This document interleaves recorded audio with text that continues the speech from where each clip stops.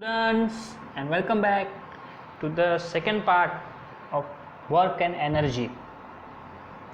So in the first part we have discussed about the introductory part of this chapter and work done and normal work done and the work done at an angular force. Also we have discussed about different types of work done, that were 3 types, right? So if you have not watched the first part, you must watch the first part so that you will understand the contents of this part very easily. So in this part, that is part 2, we are going to see unit of work done, positive negative and zero work done, that we are going to see examples, मतलब कुछ example देखेंगे और कुछ और detail में हम लोग उसको स्टडी करेंगे और अच्छे से समझेंगे पॉजिटिव नेगेटिव और ज़ीरो वर्क क्या होता है, कैसे होता है। और एक पेज नंबर 21 पर एक एक्टिविटी है, वो भी ट्राई करेंगे, उसको एक्सप्लेन करेंगे। और 22 पेज नंबर के 2 एक सॉल्व एग्जाम्पल्स हैं, न्यूमेरिकल्स हैं, उनको हम लोग डिस्कस करेंगे। So without wasting time let's get starting. So unit of work done, unit of work done मतलब क्या है बेटा?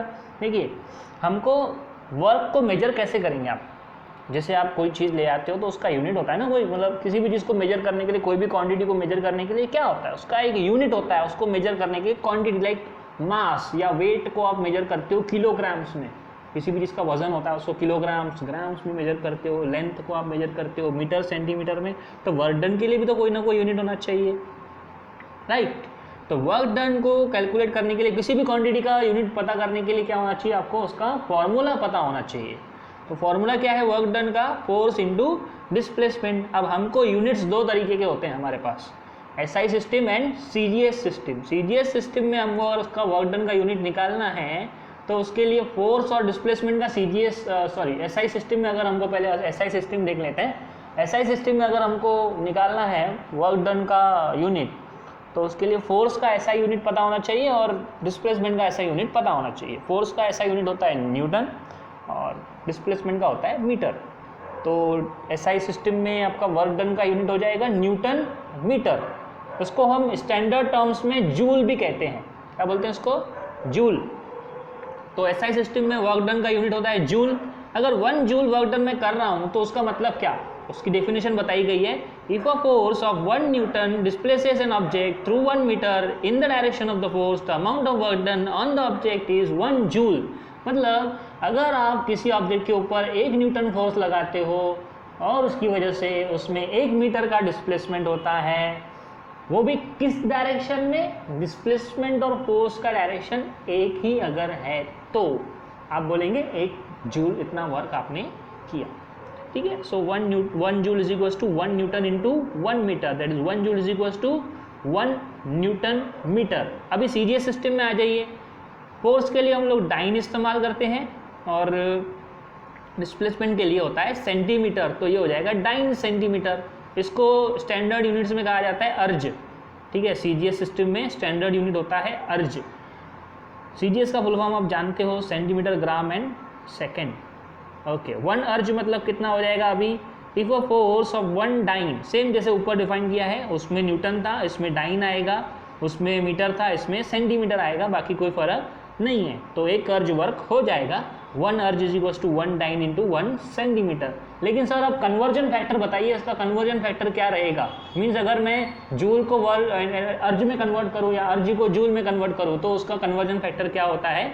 तो उसके लिए न्यूटन का डाइन में कन्वर्जन फैक्टर ध्यान में रखना है और मीटर का सेंटीमीटर में कन्वर्जन फैक्टर ध्यान में रखना है।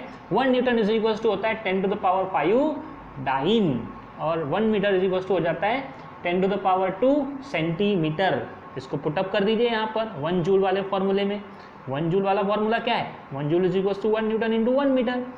1 newton is equals to 10 to the power 5 dyne and 1 metre is equals to 10 to the power 2 centimetre. अब बीच में मल्टीप्लिकेशन साइन है, बेस सेम है, तो पावर का हो जाएगा एडिशन। एडिशन करिए, 5 + 2 कितना हो जाता है? 7। तो ये हो जाएगा 10 to the power 7 dyne centimetre. मतलब 1 जूल में हो जाएगा 10 टू द पावर 7 अर्ज। 1 जूल में कितना हो गया? 10 टू द पावर 7 अर्ज। अब अगर मैं आपको कन्वर्जन फैक्टर दूं किसी न्यूमेरिकल में या किसी सॉल्व एग्जाम्पल में, किसी एग्जाम्पल में अगर मैं आपको वही ऐसा कन्वर्ट करने के लिए बोलूं कि भाई साहब मैंने 5 जूल इतना वर्क किया है, तो अर्ज में कितना होगा वो, तो उसको क्या कर दीजिए 5 multiplied by 10 to the power 7 कर दीजिए। तो 5 इंटू 10 टू द पावर 7 अर्ज इतना वर्क हो गया। मतलब जब हम लोग जूल को अर्ज में कन्वर्ट करेंगे तो मल्टीप्लाई करेंगे, ठीक है, जूल को अर्ज में करेंगे तो multiply by 10 to the power 7 करेंगे। वहीं अगर मुझे अर्ज में दिया गया है और मुझे जूल में कन्वर्ट करना है तो उसको क्या करना, जो भी होगा, सपोज 5 अर्ज मैंने किया है, 5 अर्ज मैंने इतना वर्क किया है, तो उसको क्या कर दीजिए divide by 10 to the power 7 कर दीजिए। 5 divided by 10 to the power 7 it will be equal to 5 into 10 to the power -7 हो जाएगा। तो ये हो जाएगा इतना जूल, ठीक है। अगर मैंने 5 अर्ज इतना वर्क किया है, 5 अर्ज अगर मैंने किया है, उसको जूल में कन्वर्ट करना है, तो ये हो जाएगा 5 into 10 to the power -7 joule, ठीक है। ये कन्वर्जन फैक्टर आपको बहुत काम आएगा, इसको ध्यान में रखिए। चलिए आगे बढ़ते हैं। Next is positive negative zero work. Example देखेंगे इसके और थोड़े से उसको और डिटेल में समझने की कोशिश करेंगे, ठीक है। तो थोड़ा सा आपको यहाँ पर कुछ एग्जाम्पल दिए गए हैं, इसमें क्या बताना है आपको कि फोर्स अप्लाइड का डायरेक्शन क्या है और डिस्प्लेसमेंट का डायरेक्शन क्या है। तो देखते हैं। First example is pushing a stalled vehicle. तो ये मान लीजिए आप एक सरफेस है, ये आपका स्टॉल्ड व्हीकल, ये उसके ऐसे चक्के लगे हुए हैं, ठीक है, व्हील्स लगे हुए हैं, और ये मान लीजिए आप हो, ओके। आपने ऐसा फोर्स लगाया, पुश किया, मतलब फोर्स की डायरेक्शन क्या है, इस तरफ, उसकी वजह से डिस्प्लेसमेंट क्या होगा, इस तरफ होगा। मतलब direction of force applied and displacement is same, right. अब ये देखिए, अब जब ऐसा होता है, ये फोर्स, ये डिस्प्लेसमेंट, दोनों के बीच में कोई एंगल बन रहा है क्या, नहीं, मतलब थीटा की वैल्यू क्या हो जाएगी, 0 हो जाएगी। तो जब ऐसा होता है तो कॉस थीटा मतलब कॉस 0 की वैल्यू क्या हो जाती है, 1 होती है हमेशा ट्रिग्नोमेट्री में। कॉस 0 की वैल्यू 1 है तो work done will be a positive value, ठीक है। तो इसमें आपको आंसर क्या लिखना है, पहले वाले इसका, the direction of force applied and the displacement vector is same, the angle between the both vectors is 0 degree, therefore the work done will be positive। Work done क्या आएगा, पॉजिटिव आएगा, ठीक है। अब दूसरा एग्जांपल लिखते हैं। दूसरा एग्जांपल क्या बोला है, वो catching the ball which your friend has thrown towards you. मान लो ये आप हो, ठीक है, ये एक बॉल है, ये आपके फ्रेंड ने ऐसा आपकी तरफ फेंका, आप उसको कैच कर रहे हो, राइट। कैच जब करोगे तो आप उसको रोकोगे एक तरीके से, तो आप इस डायरेक्शन में फोर्स लगाओगे, लेकिन बॉल का डिस्प्लेसमेंट कौन से डायरेक्शन में हो रहा है, आपके तरफ जो डायरेक्शन है उस तरफ हो रहा है। तो आपने जो फोर्स लगाया वो इधर है और डिस्प्लेसमेंट का डायरेक्शन इधर है, तो ये हो गया अपोजिट डायरेक्शन। तो the direction of displacement and the force applied is opposite, that is the angle created between this two is 180 degree. अब जब 180 डिग्री होता है तो cos 180 डिग्री की वैल्यू होती है -1, ओके। तो -1 होगा तो निगेटिव वर्क डन होगा यहाँ पर दूसरे वाले एग्जाम्पल में, ओके। नेक्स्ट है tying a stone to one end of a string and swinging it around and round by the other end of the string. मतलब एक ऐसा धागा लीजिए, इसके इस वाले साइड पर ऐसे एक पत्थर बांध लो, इसको ऐसा गोल गोल घुमाओ, ऐसा गोल गोल इसको घुमाओ। अब जब घुमाएंगे तो आप इसको जब आप प्रैक्टिकली करेंगे ना, तो आपको इसको फील होगा, ये फील करना, प्रैक्टिकली करके देखना, इट इज़ पॉसिबल। आप ये जो फोर्स लगा रहे हो इस डायरेक्शन में लगा रहे हो, मतलब towards the centre of the circle, इसको बोलते हैं सेंट्रीपिटल फोर्स। इसके बारे में आप 10th स्टैंडर्ड में और डिटेल में पढ़ेंगे।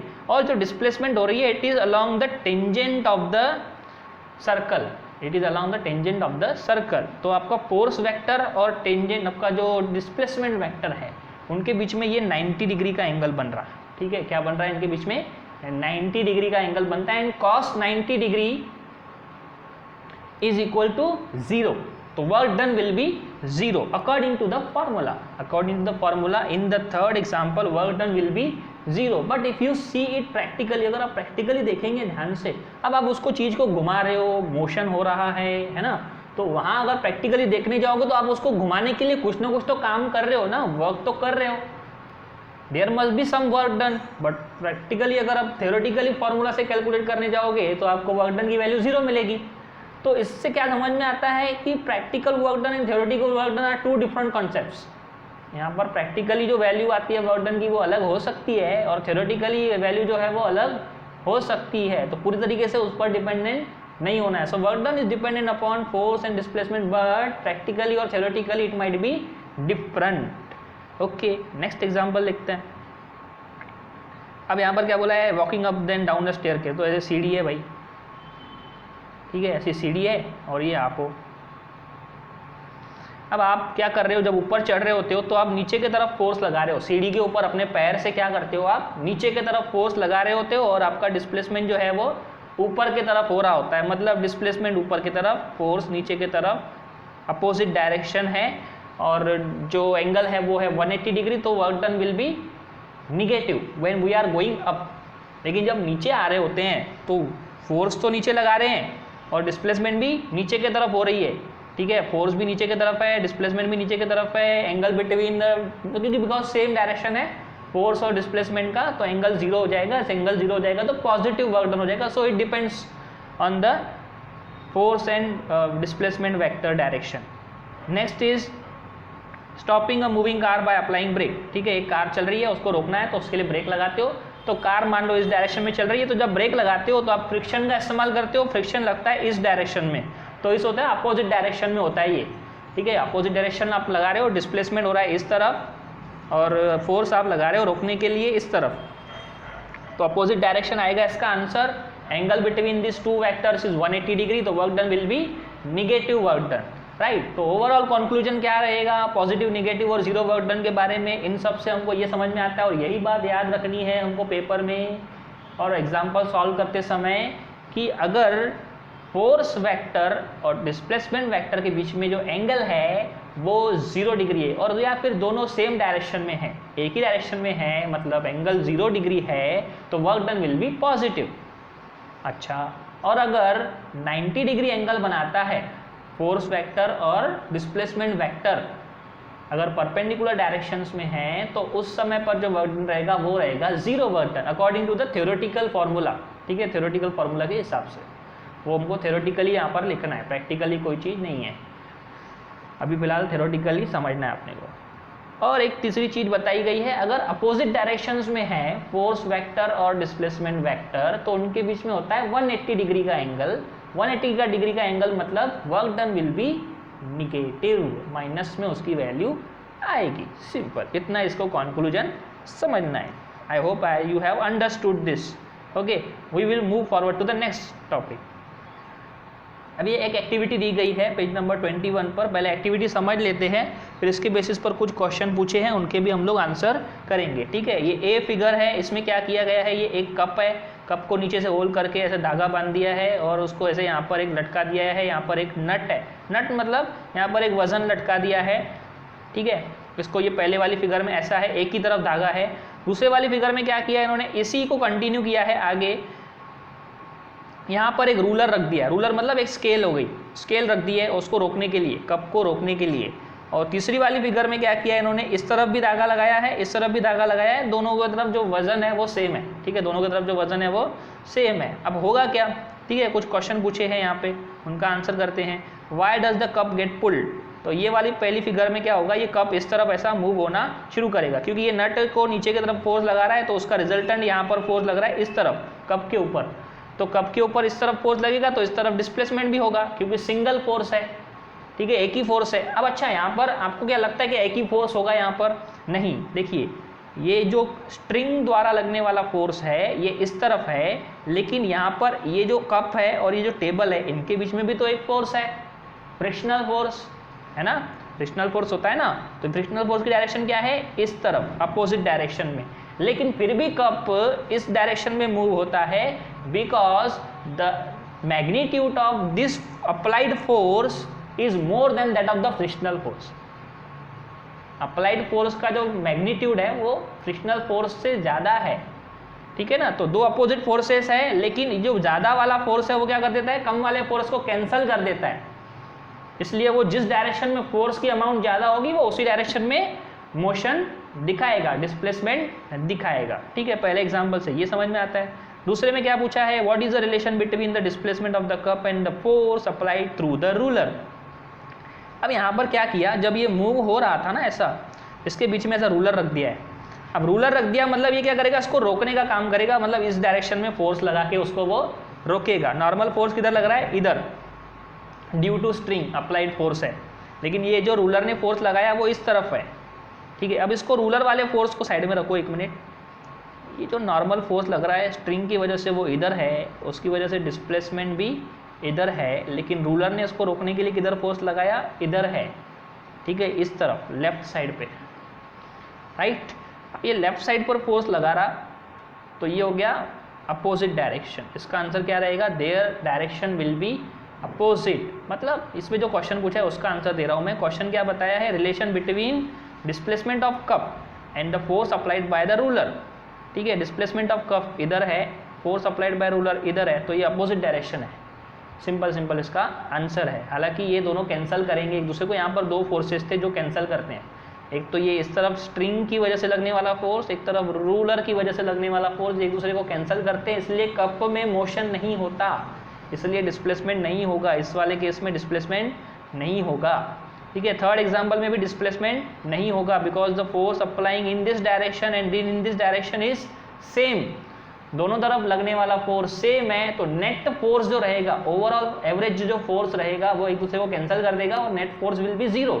अगर फोर्स ही 0 है तो डिस्प्लेसमेंट तो होना ही नहीं है, डिस्प्लेसमेंट भी 0 है तो वर्क डन भी 0 रहेगा, राइट। तो तीसरे का आंसर है why doesn't the cup get displace, because the net force is 0।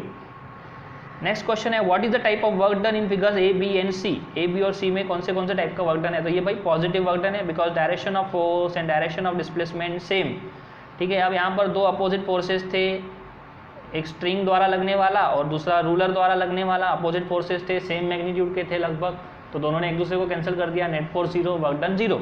यहाँ पर भी सेम है, दोनों तरफ स्ट्रिंग फोर्स लगा रही है, तो दोनों भी अपोजिट डायरेक्शन में है, सेम मैग्नीट्यूड के हैं, तो नेट फोर्स 0, तो वर्क डन भी 0। तो पहले केस में पॉजिटिव, दूसरे में 0, तीसरे में 0, वर्क डन।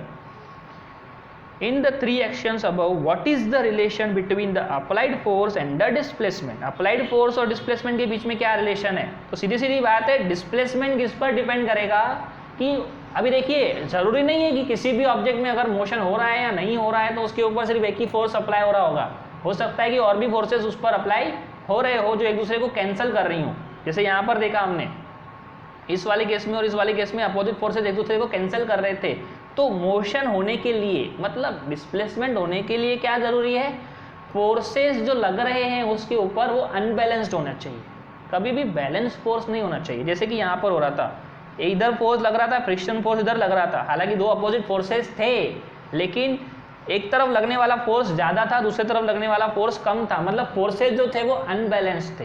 तो जब ऐसा कोई केस होता है, अनबैलेंस फोर्सेस होते हैं, तो ही डिस्प्लेसमेंट होता है, तो ही वर्क डन होता है, ठीक है। इससे हमको ये समझ में आता है। तो overall conclusion from this experiment is that for an body to be displaced the forces acting on that object should be unbalanced. क्या होना चाहिए, अनबैलेंस फोर्सेस लगने चाहिए, तो ही डिस्प्लेसमेंट होगा, डिस्प्लेसमेंट होगा तो ही वर्क डन आएगा, ठीक है। तो ये डिपेंड किस पर करता है, वर्क डन होगा कि नहीं, ये डिपेंड करेगा डिस्प्लेसमेंट होगा कि नहीं, और डिस्प्लेसमेंट होगा कि नहीं ये किस पर डिपेंड करेगा, उसके ऊपर लगने वाला फोर्स। अब फोर्स है कि फोर्सेस हैं वो भी देखना पड़ेगा, एक फोर्स है कि बहुत सारे फोर्सेस हैं।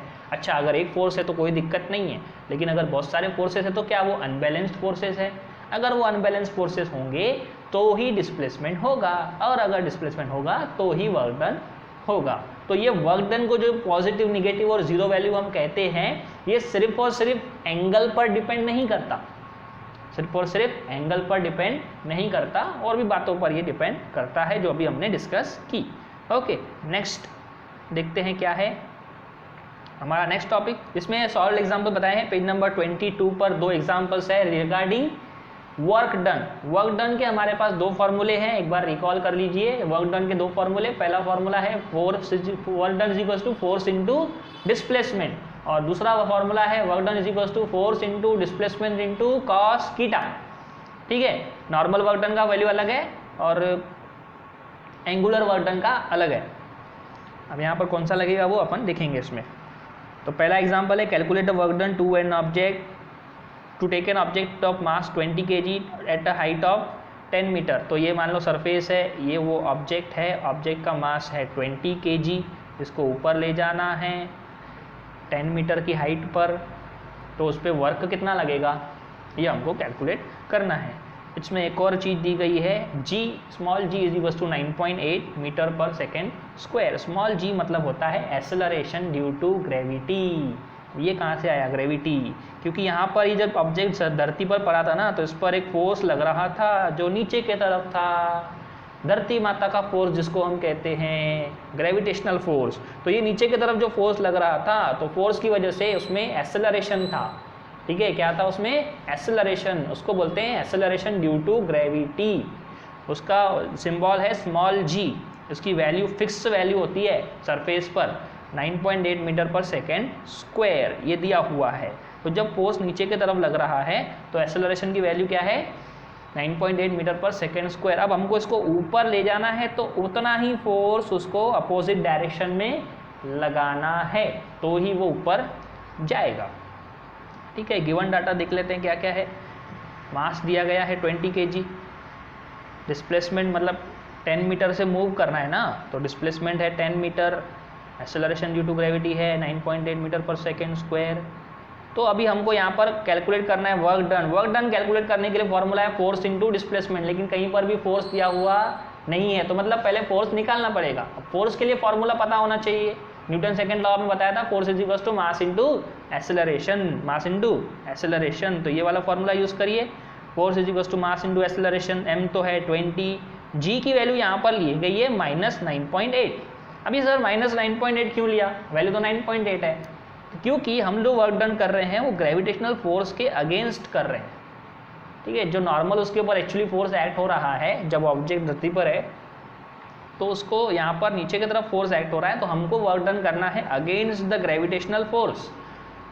और एक्सेलरेशन ड्यू टू ग्रेविटी की वैल्यू 9.8 कब होती है, नॉर्मल पॉजिटिव वैल्यू जब वो along the gravitational direction of force है, sorry along the direction of gravitational force है, तो तब वैल्यू होती है 9.8। लेकिन जब opposite to the direction of gravitational force आप जाते हो ना, तो तब उसको माइनस लेना पड़ता है, तब क्या लेते हैं उसको निगेटिव लेते हैं।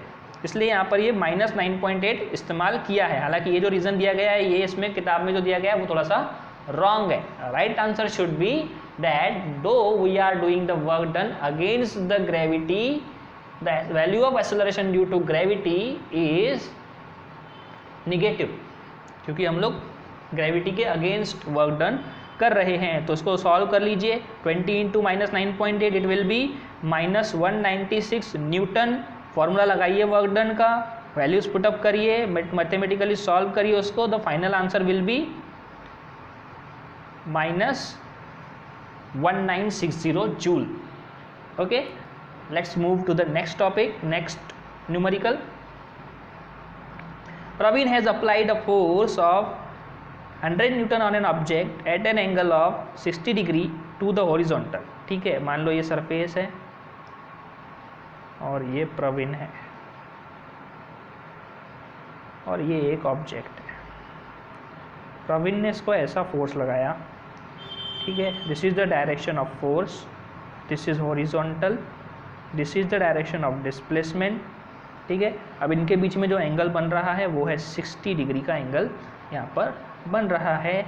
Okay, the object get displaced in the horizontal direction like this and 400 joule work is done. और प्रवीण ने कितना वर्क किया, 400 जूल इतना वर्क किया। डिस्प्लेसमेंट कितना होगा, कॉस कीटा का वैल्यू, कॉस 60 डिग्री का वैल्यू 1/2 यहाँ पर ऑलरेडी दिया गया है। Theta 60, force 100, work done 400, displacement we have to calculate, force work done. Simple सी बात है, कीटा अगर वैल्यू दी गई है, देखो आपके माइंड में हमेशा एक क्वेश्चन आता है कि न्यूमेरिकल सॉल्व करते समय सर फॉर्मूला कौन सा लगाना है, वो कैसे डिसाइड करें। तो इस वाले केस में बता देता हूँ, वर्क डन के केस में हमेशा ध्यान में रखना, अगर फोर्स अप्लाइड और डिस्प्लेसमेंट का डायरेक्शन सेम है तो वर्क डन का फॉर्मूला पहला वाला फॉर्मूला लगेगा, फोर्स इनटू डिस्प्लेसमेंट। लेकिन अगर फोर्स अप्लाइड और डिस्प्लेसमेंट का डायरेक्शन सेम नहीं है, ठीक है, तो उस केस में दूसरा वाला फॉर्मूला लगाना, कॉस कीटा वाला। तो W is equal to F cos theta, values put up करिए, मैथमेटिकली सॉल्व करिए इसको। ठीक है, ये सिंपल करो इसको, ये इसको कट कर दो ऐसा, 2 की टेबल में कट करो तो 100 की जगह पे आ जाएगा 50, अब ये 50 इधर मल्टीप्लाई में है, उधर जाएगा डिवाइड में, 400/50 it will be equal to 8। आप कैसे भी सॉल्व कर सकते हो इसको, मैथमेटिकली सॉल्व कर सकते हो आप, ठीक है। इसको सॉल्व करो, एस की वैल्यू आएगी final 8 metre. So a displacement of 8 metre is occurring here. Okay, so I hope you have understood this whole video or whole topic that I have discussed. If you have any query, put it in the comment box. I will try to reply whenever I get the time. Okay, thank you so much.